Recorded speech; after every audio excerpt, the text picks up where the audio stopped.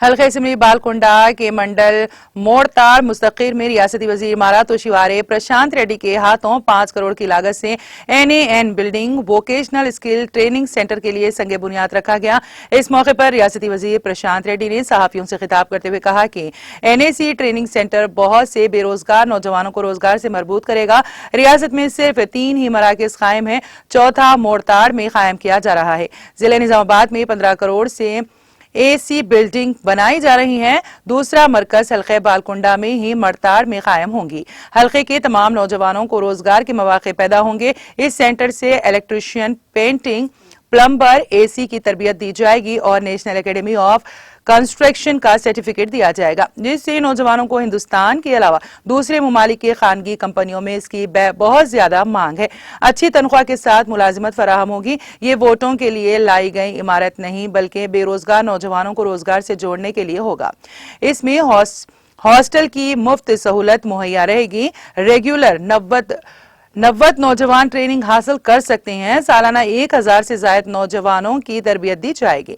इस प्रोग्राम में अवामी मुंतखबा नुमाइंदों के अलावा BRS पार्टी कायदीन, तमाम महकमों के अहदेदारों ने कसीर तादाद में शिरकत की। जिला స్థాయిలో ఉన్నాయి కూడా ఓన్లీ 3 ఇంతకు ముందు జగిత్యాలలో ఒకటి ఉంది, హైదరాబాద్లో ఒకటి ఉంది, మూడోది నిజామాబాద్లో చేసినారు. ఇవాళ 4వది నియోజకవర్గ స్థాయిలో మోర్తాడ్లో చేసినారు. మొత్తం రాష్ట్రంలో 5 కోట్ల రూపాయలతో. ఎంతమంది మినిమం ట్రైనింగ్ పొందొచ్చు ప్రభాకర్ గారు?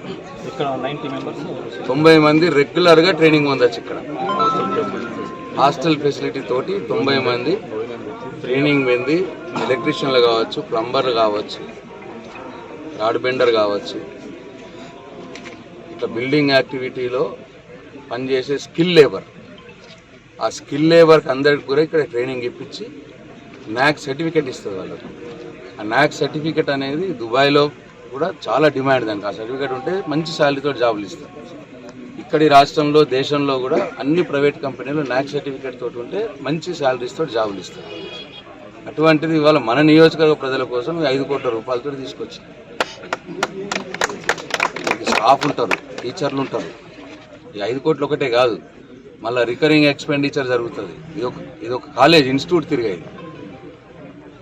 దీనికి రాడు సాక్షి పేపర్.